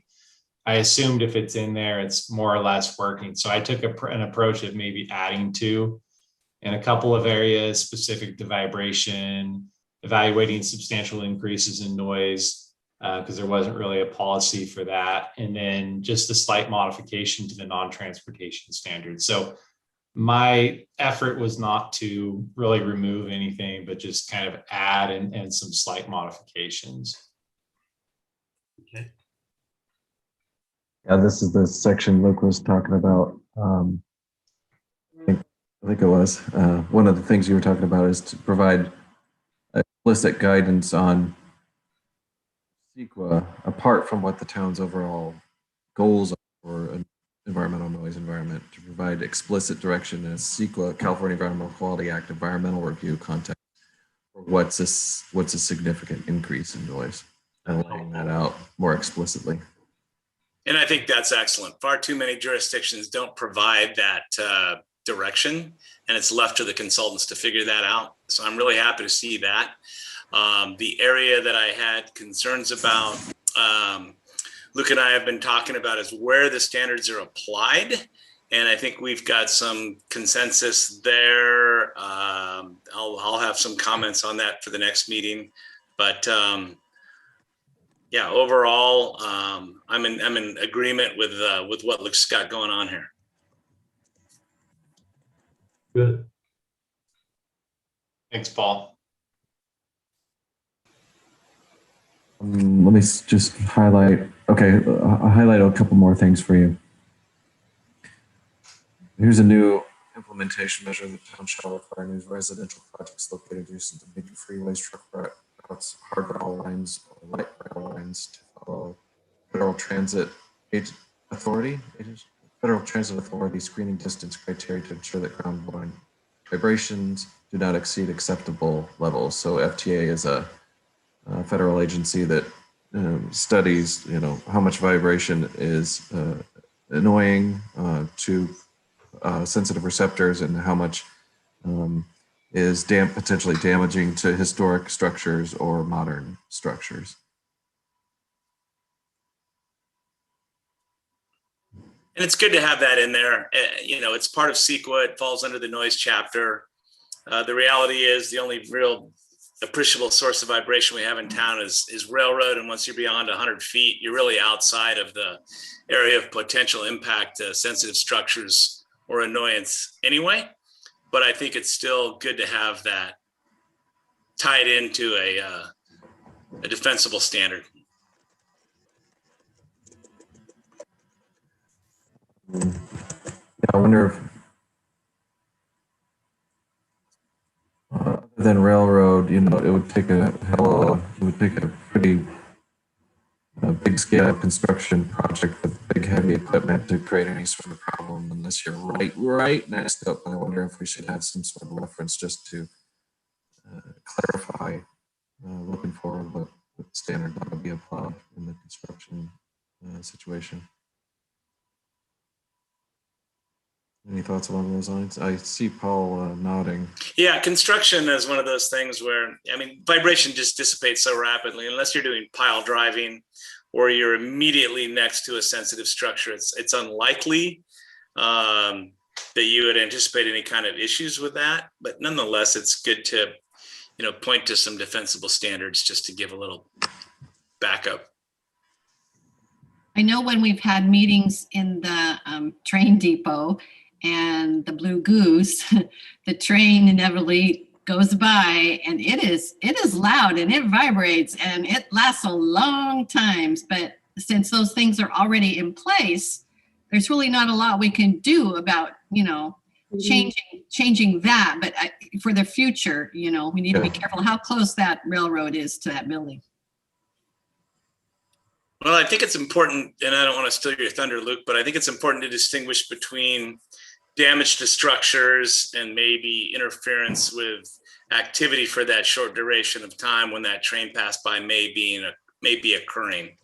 There's not much you can do about, you know, that the windows rattling as the train passes, but that doesn't necessarily mean that you're causing damage to the structure.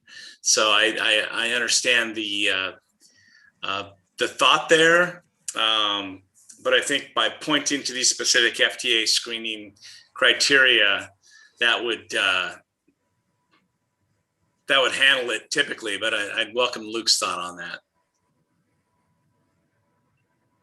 Part of the issue that I think we see with buildings a lot, and it's not easy to the layperson to tell if what you're perceiving in a building is caused by actual ground vibration or whether it's just high levels of airborne sound. And in my experience, what I've seen is it's usually the high levels of sound that are hitting the structure, causing the windows to shake. It's perceived as vibration, but the actual ground shaking effect, like Paul mentioned, once you're beyond, I would say 50 to 100 feet, it's usually excessive airborne sound that's rattling windows. So that goes down to the noise standards for, you know, sensitive receptors. That is going to affect probably more than anything the perception of vibration within a sensitive structure. So if we're citing residential projects correctly, generally ground-borne vibration isn't the issue. It's going to be whatever residual sound pressure is left, and especially with train horns. And I know that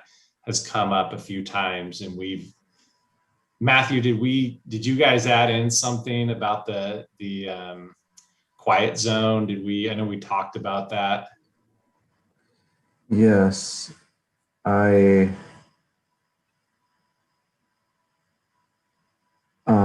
roughed out something here.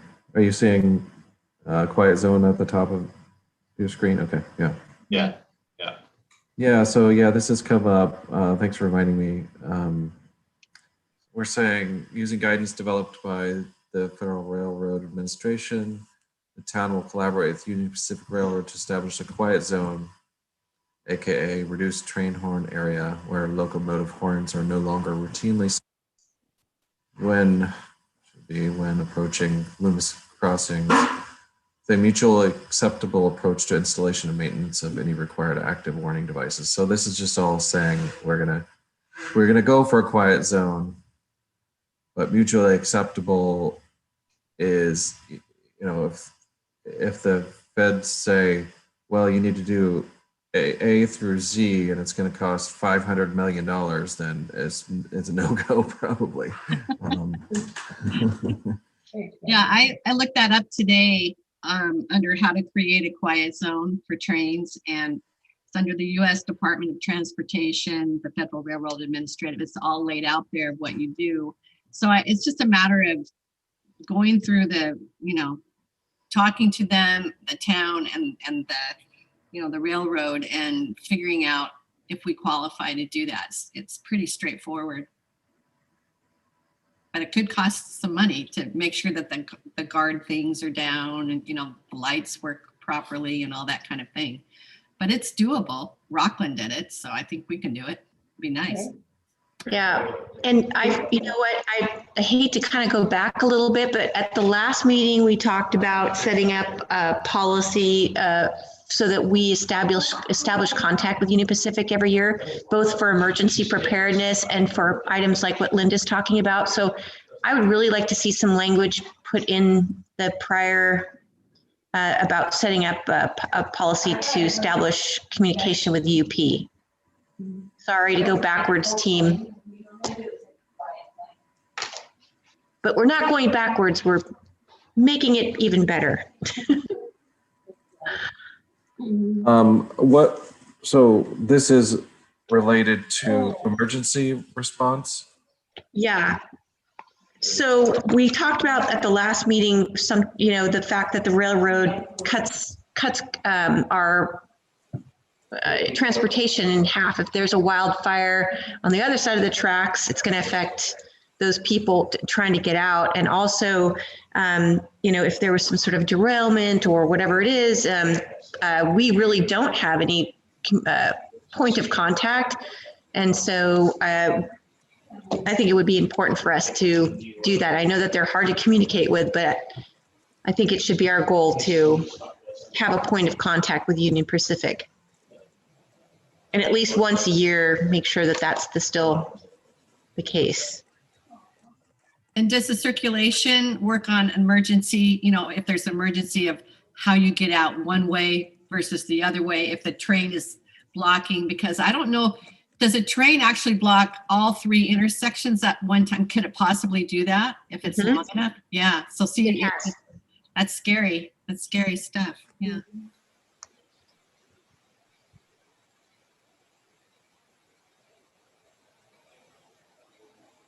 Okay, moving along. Luke, please correct me if I'm mischaracterizing anything, but this is unchanged from the existing general plan in terms of the standards. What has changed is better and more specific guidance on how these standards are applied. So saying that for these standards, we care about outdoor activity areas for residential uses. We don't care about residential spaces that aren't gathering areas and where elevated noise levels is not going to interrupt any kind of use of those areas. So it's the footnotes that are really changing. Do I basically have that right? Okay. That's correct. Yeah. Trying to be a little bit more specific about how we apply these standards. And here's a really important one that, again, like Paul is kind of referencing, spins us in circles down to trying to implement projects that you didn't happen to think of and putting a general plan together. So you're allowed to find the most comparable in terms of its activity and its sensitivity to environmental noise. I love that footnote.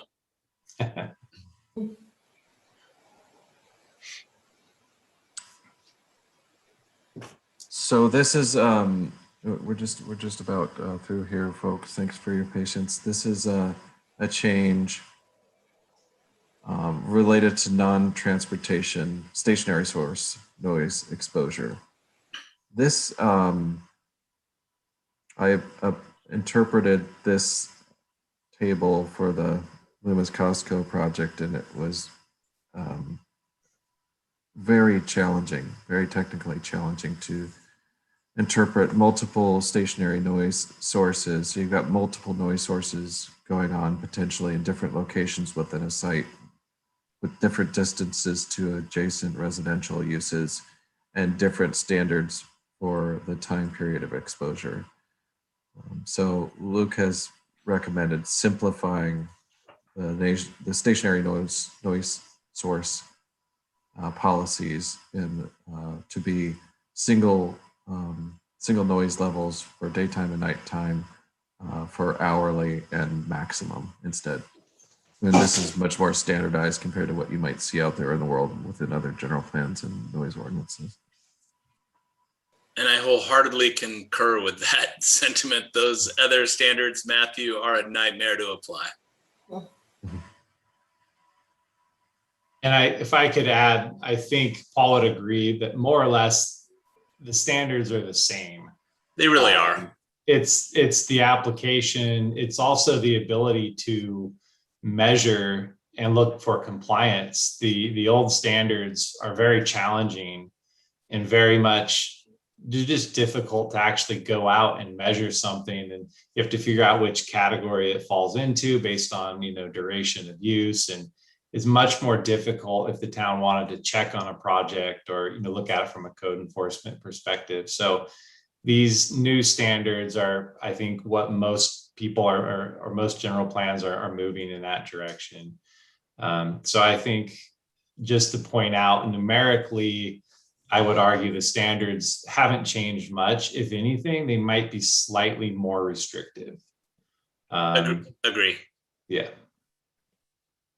And just for reference, some jurisdictions on that hourly daytime LEQ, we've set it at 50 because that's basically what the standard was previously. I've seen that daytime standard go between 50 and 55. 55 is a little bit more forgiving to say a project like a car wash or a Costco that has a lot of daytime use. Yeah, that's the standard. Thank you. Hey, Luke, one quick question there. Do you think it makes sense to include the footnote that we see from time to time where, unless I'm missing it, where if existing ambient conditions are already elevated, that you can increase the standard because those existing ambient conditions are going to mask the noise of the new source? What are your thoughts on that? I'm open to that. I think that does leave a little bit to the consultant to, exactly how do you determine ambient? There's a little bit of grayness in there. Do we look at the average daytime hour? Do we look at the quietest daytime hour? Right. So there's room for interpretation, and I tend to agree that I think that's good because as I'm sure you work on a project where you can prove that the ambient noise is almost always 55 and the standard's 50. So now you're building a sound wall or doing some kind of expensive mitigation to get noise levels below ambient. So it is, I think, a kind of common sense approach. I think it just there needs to be maybe a procedure or an explanation of what constitutes ambient and how that's determined maybe. Yeah, I'd be happy to put our heads together on that, Luke, if you want. Yeah. I agree. Sometimes, and from a compliance standpoint, it can be impossible to determine if a operation is in compliance if it's generating noise levels that are below the ambient, but may still exceed the standard. Right. I'm going to interject that I think this needs a little bit more discussion, because when you start having industrial against residential, and we're talking about more development even along Sierra College possibly, and you have, on Taylor Road, you're going to have the development that's going in there with some commercial and some residential. The ambient sound, the ambient at my home at 10 o'clock at night is like 35. So when you have kind of this mix of rural and that's very quiet in the evenings versus daytime, that's kind of where I kind of get into a conflict, and I'd like to see a little bit more thought put into that, because I'm not saying I'm disagreeing with what you're proposing, but the table 8.4 was for near residential areas. And so I definitely want to, see how that can be adjusted so that it's, what I want to say. I think I understand what you're saying, Eva, that you're concerned that that such adjustments would be misused or something. And to Luke's point, I think you want to be careful, maybe some language added to determine how you define the ambient if there are going to be adjustments made. Exactly. Because there is, and we did have, and I don't know specifically where it is off the top of my head, and maybe that gets more in the municipal codes where you start talking about the different zones and exceptions, because the ILT zone has an exception that's different because of the proximity to residential. So I think it needs to be looked into a little bit more and brought back.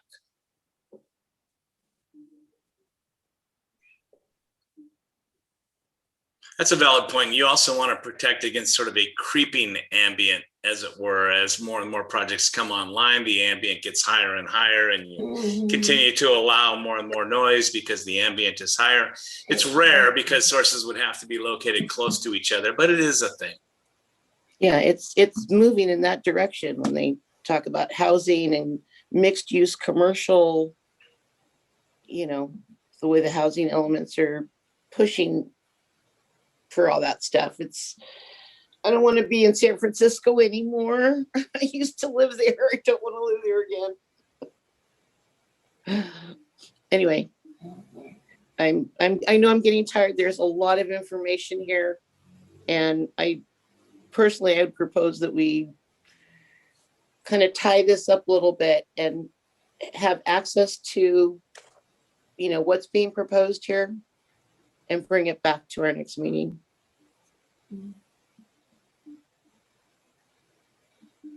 I think there was one other issue on that table that Paul and I have discussed, and that's where do we apply the new table 8-4 standards? Where do we apply?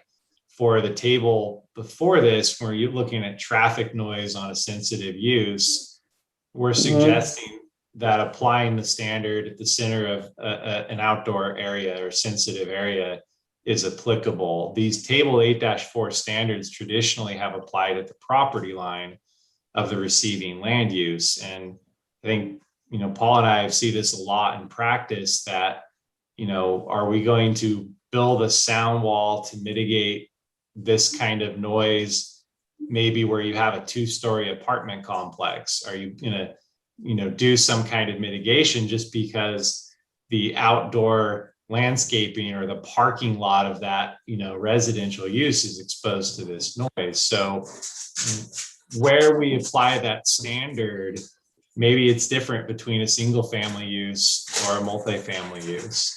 Maybe we keep it property line for single family, but maybe we apply that standard to the swimming pool area for an apartment complex or something. I don't know. There's room for discussion here on exactly how do you want those standards applied? Because as a consultant, we see these kinds of standards and we're forced often to, build a sound wall or something for the project to mitigate maybe the parking lot of an apartment complex, right? And is that really what the town wants, is to have, well, I think pretty clearly the town doesn't want sound walls. So how do you allow development in reasonable proximity to sensitive receptors and not end up with sound walls everywhere? And I think the way you do that is really have a conversation about how you want to apply these standards and not just take a one-size-fits-all approach. And maybe the wording is that there's some discretion with the town on how on a project by project basis on how they want to apply these standards. Yeah, and if I could dovetail on that, Luke, I totally agree. And the other thing I might add is, do we want sort of a one size fits all here? Because these standards aren't really split out by land use. Not that I want to get excessively detailed in that area, but maybe a residential land use has a different sensitivity than a different land use that may still have some sensitivity. But the title of the table is a little bit vague in terms of affected by, how do you determine the sensitivity of the use and whether or not they would be affected? So maybe that's a conversation we can comment on the side. I'm not trying to prolong tonight's activity. Certainly, I think it's been a great discussion. I have some additional thoughts that I'm happy to submit for the next hearing, but those are all good talking points, I think. I had one other thing I wanted to mention real quick on when we're talking about noise and sound is, as our downtown core is evolving and we're having restaurants, and some of the restaurants are having live performances. There's the stage that was proposed, when High Hand and LLB were going to merge together and, do something back there. As we're developing, how do we address, event type sounds? Because I know from where I'm at, I get a variety, and thank goodness there's decent music. And, but the first night, there was an event and it was so loud. It was I could hear it in my backyard from downtown. So, how do we establish something for those types of things? Granted, when we're having our summer concerts in the summertime versus what restaurants are doing every Friday, Saturday night, I mean, is that kind of stuff we want to address here, or is that something that's addressed further down the road? I'm just throwing it out there. I just updated the noise element for the city of Paso Robles, and they were facing this exact situation, Eva, where they've got a lot of downtown businesses that were bringing in live entertainment. And I don't think it's a bad idea to include some language here to address some of that. Some things are handled by special permit, but it's a bit of a rabbit hole you can get into, but nonetheless, I think it's worth exploring now, because if you don't, then the potential's there in the future. You might find a The loophole problems. or something, but at least address it in some fashion that at least the town ultimately has discretion over those kinds of things. I'm not sure you want to try and be the end all be all of every possible scenario within your noise element, but at the same time, cover what you can and give the town some discretion to address the other things. But Sure. That's just my opinion. There's some bands that like to crank those amps. Anyway, okay, we'll come back to it. And finally, you see the last subsection here is about railroad operations.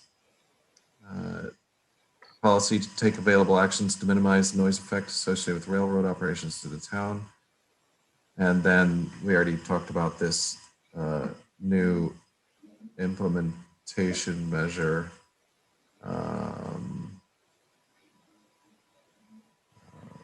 On the quiet zones. And we are to the end.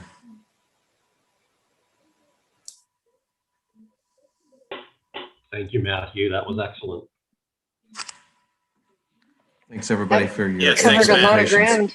ground. All right, so is there any, I know we kind of talked about things as we went through. So as far as committee questions of staff, is there anything that was not brought up that you want to bring up at this point?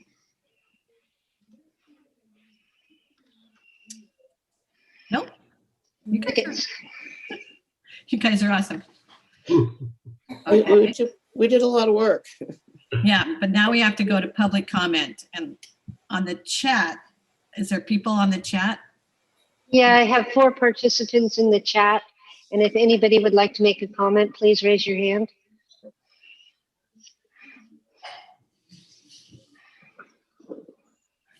None.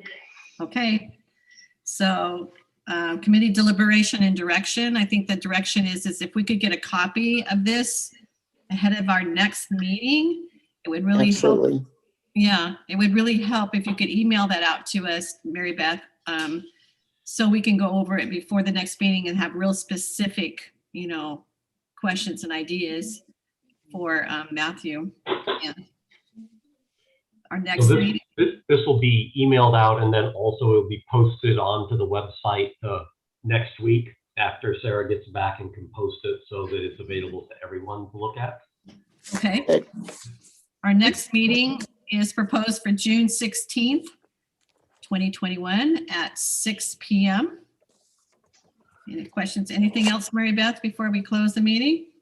I would just like to share that we are going to be, town staff is doing a couple more public workshops for input Yay. on the general plan elements.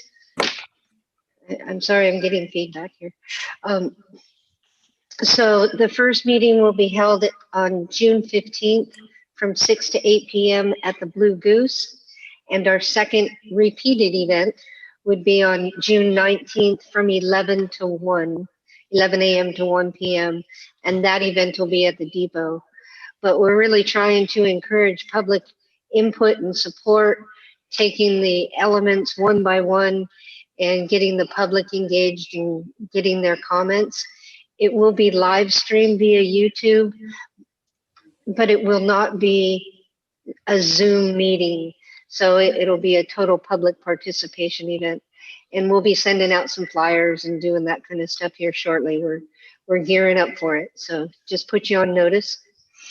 Comments are posted on our website.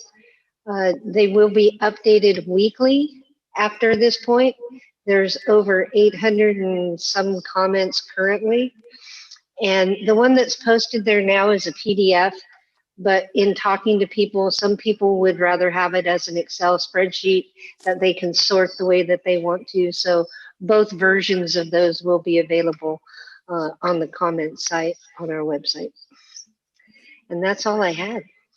One more thing with this committee, once you meet next week, if you conclude your recommendations, we'll be asking that you submit your recommendations to the Planning Commission for their consideration, and there would not be a need to have further committee meetings unless a new topic or a subject comes up that we need to come back together again. And during this process, we'll ask the committee to take a look at all the elements and how they're coordinated. You know, and so it's possible the committee will come back, but I think you're getting close to the point where you can make a recommendation to the commission, and then you can have your Wednesday evenings free. Thank you, Anders. We appreciate all the hard work. Committee, you've been awesome tonight with your everybody talking about what's important to our town. And it's going to be a wonderful experience when it turns out as great as all of you are and all the efforts you put into it. Thank you for being here tonight, and we'll see you June 16th. Okay?